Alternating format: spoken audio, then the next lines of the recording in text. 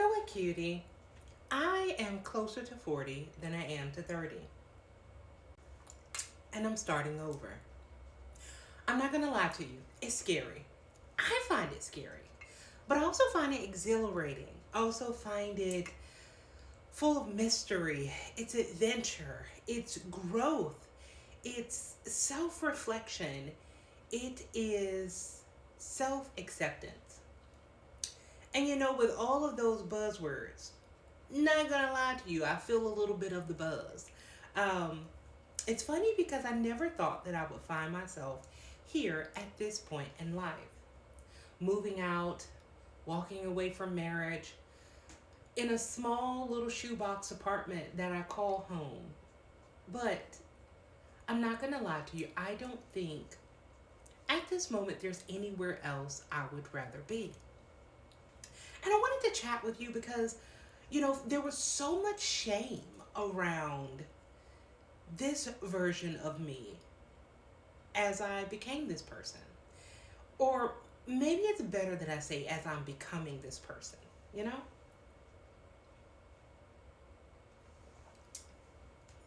For years, I put forth my best effort to be a good girl, a good woman, because is that not what we're trained to be? And though I don't think that there's necessarily anything wrong with being a good girl, being a good woman, or wanting to be a good girl, or wanting to be a good woman, I think it can be a hindrance.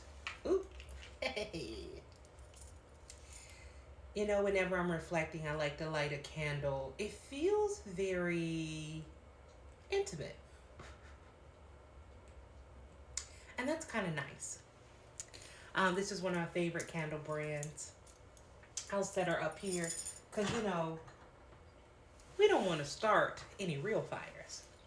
But anywho, what I'm getting at is being a good girl, I don't think is very rewarding.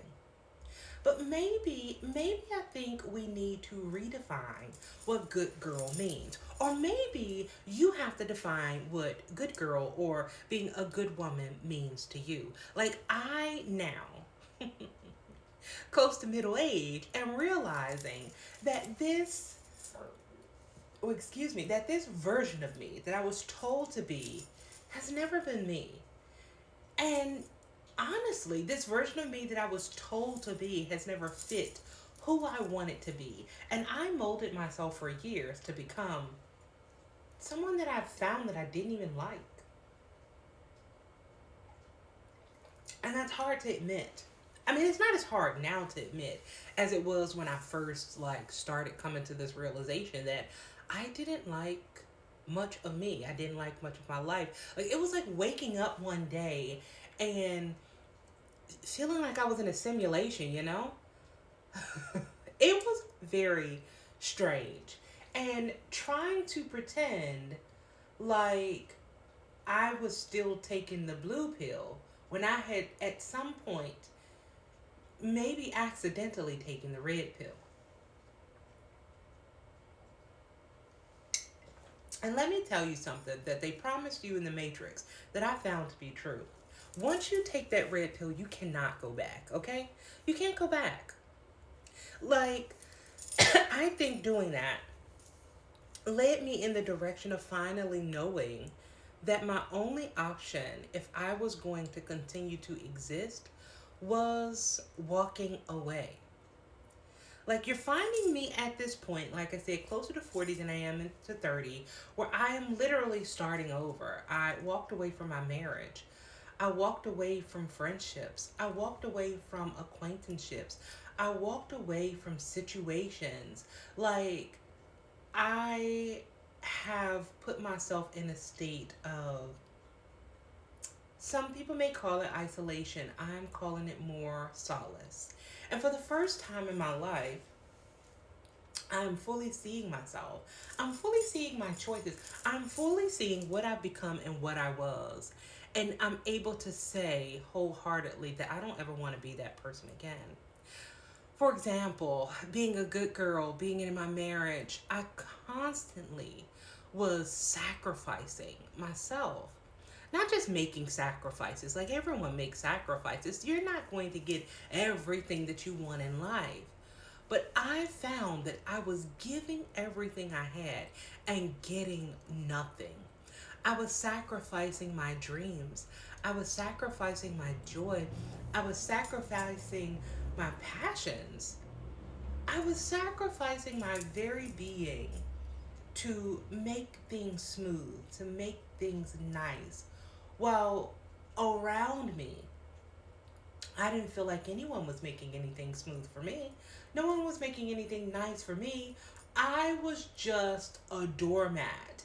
And I was only beneficial when company was coming over because guess what my purpose was? My purpose was to make people feel welcome, right? And once you've been welcomed in, you forget about the doormat. You forget about the doormat with that statement on it because now you are where you want to be and you're being accommodated. I don't desire to be accommodating anymore. Like, to an extent, I think it's just my personality to be accommodating. Yeah, I want to be nice, I want to be kind, but I also want to be respected. And that's something I didn't ask for in the life that I had. And now I will accept nothing less. So, honestly, cutie, as I'm starting this journey, maybe you're starting a journey. Maybe you're defining you like I'm defining me. And I'm hoping, as I'm learning, as I'm sharing with you, that you'll follow along in the journey with me. There are lots of moments of self reflection that will probably be had. Maybe you'll find some that you can write down and you can think on. Maybe I'll hear some from that I can write down and I can think on. But ultimately, I hope that you'll stay. Anywho, I gotta go for this session, but I'll hop on and I'll chat with you again soon. See you, cutie. I hope you get to be who you want to be. Until next time.